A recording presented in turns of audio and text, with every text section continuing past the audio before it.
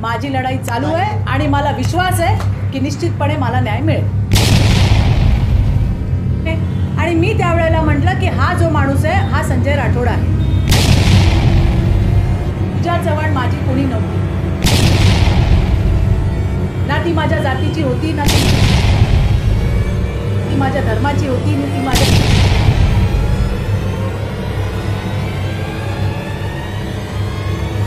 आपला विषय हा नारी शक्ती वंदनचा आहे, संघटनेचा विषय आहे। काहीतरी रसमिसळ करू नका तुम्ही। सांगितलं की ज्या वेळेला त्याला मंत्री केलं त्यावेळेला आधीच्या सरकारने क्लीन चिट दिली होती। ती काय कुठल्या माणसाने दिली नव्हती, सरकारने दिली होती। सरकार ही फार मोठी यंत्रणा आहे, ही काय कुठल्या चित्रा वाघने दिली नाही का निलय नाईकने दिलेली चिठ्ठी नव्हती की नाही बाबा हा निरपराध आहे, सरकारने दिलेली आहे। आपला विषय हा नारी शक्ती वंदनचा आहे, संघटनेचा विषय आहे। काहीतरी रसमिसळ करू नका तुम्ही। यांची चाचपणी सुरू आहे, लोकसभेचा उमेदवार म्हणून महायुतीकडून त्यांची नावाची चर्चा आहे। या संदर्भात आपला विरोध राहणार आहे का की त्यांना उमेदवारी मिळायला नको आहे? नाही, कसं आहे, this is very wrong question to me. हा माझा विषयच नाही। माझा विषय आहे पक्षाचा झेंडा घेऊन काम करणं। आमचं शीर्ष नेतृत्व त्या ठिकाणी बसलेलं आहे। अजून कुणाला देणार कुणाला नाही देणार याच्याबद्दल काही बोलणं नाही, आणि बोलणं झालं असेल तर मला वाटतं निलय नाईकांना माहिती असेल किंवा आमच्या जिल्हाध्यक्षाला माहिती असेल, यांना माहिती असेल। माझ्यासारख्या कार्यकर्त्यापर्यंत हा विषय नाही। मी आज कशाला आली आहे? मी आज आली आहे महिलांचं संघटन वाढवायला। मी कशाला आली आहे?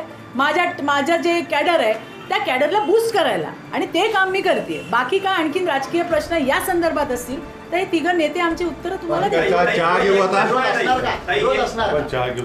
माझा विरोध तेव्हाही होता आणि माझा विरोधाच्या पुढेही असेल। आणि मी त्यावेळेला म्हटलं की हा जो माणूस आहे हा संजय राठोड आहे, आणि त्यानंतर या वादाला सुरुवात झाली, या लढाईला सुरुवात झाली। मी माझी लढाई लढतच होते, मी आजही माझी लढाई लढतीये। आता त्याला असं म्हणणं की संजय राठोडला मंत्री कोणी केलं, तर मंत्री कोणी केलं तर आमच्या सरकारने केलं असं तुम्ही म्हणता। पण संजय राठोडला ज्या वेळेला ही केस चालू होती, ही लढाई चालू होती, त्यावेळेला क्लीन चिट कोणी दिली हे तर विचारा। त्याला आधीच्या सरकारने क्लीन चिट दिली म्हणून नवीन सरकारने त्याला मंत्री केलं। मग कधीतरी उद्धवजी ठाकरेंना विचारा की बाबांनो कुठल्या बेसवरती याला क्लीन चिट तुम्ही दिली? चित्रा वाघची लढाई तर आजही चालू आहे। त्याला जरी मंत्री केलं असलं, मी त्या महायुती सरकारमधल्या एका पक्षाची कार्यकर्ता आहे। महाराष्ट्र स्टेट ऑफ म्हणजे चित्रा किशोर वाघ वर्सेस स्टेट ऑफ महाराष्ट्र ही माझी PIL आजही हायकोर्टमध्ये दाखल आहे। मी मागे घेतली नाही, मी मागे घेणार नाही। माझा न्यायदेवतेवर विश्वास आहे आणि त्या पद्धतीने ही लढाई मी चालू ठेवणार आहे। आणि त्यामुळे मग त्याला मंत्री का केलं तर या आधीच्या बाबाने क्लीन चिट दिली तर विचारा ना त्यांना पण कधीतरी जाऊ। येतात ना त्यांच्या पक्षाची लोक या पुसदमध्ये या यवतमाळमध्ये, कधी तर विचारा की बाबा कुठल्या बेसवरती याला तुम्ही क्लीन चिट दिली? ज्या मागच्या सरकारने क्लीन चिट दिली ती क्लीन चिट घेऊन पुढच्या सरकारने दिली। पण माझी लढाई चालू आहे, मला काही फरक पडत नाही। कोणी मंत्री होऊ दे, संत्री होऊ दे, मला काही फरक पडत नाही। मी ही लढाई लढणार आहे आणि मला न्याय व्यवस्थेवर विश्वास आहे की मला येणाऱ्या दिवसामध्ये ज्या न्यायदेवतेकडनं निश्चितपणे न्याय मिळेल। ती पूजा चव्हाण माझी कोणी नव्हती, ना ती माझ्या जातीची होती, ना ती माझ्या धर्माची होती, ना ती माझ्या आणखीन कुठल्या रक्ताची होती, पण ती या देशाची या राज्याची मुलगी होती।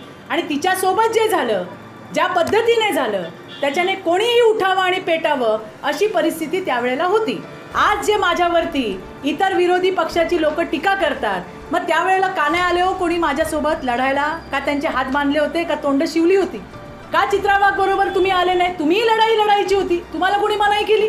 आता मात्र सगळेजण उठे राहून मला प्रश्न विचारतात की त्यावेळेला असं झालं नाही, आता काय? कारण मी तर लढाई आज पण लढते। 2 वर्ष मी आणि माझ्या परिवाराने काय सहन केलं ते मला माहिती आहे।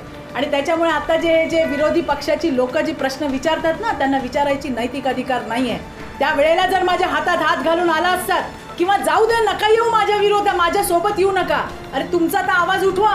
त्यावेळेला सगळ्यांचे आवाज दबले, सगळ्यांचे घसे बसले, आणि आता मात्र सगळे तरतरीत झाले चित्रा वाघला प्रश्न विचारायला।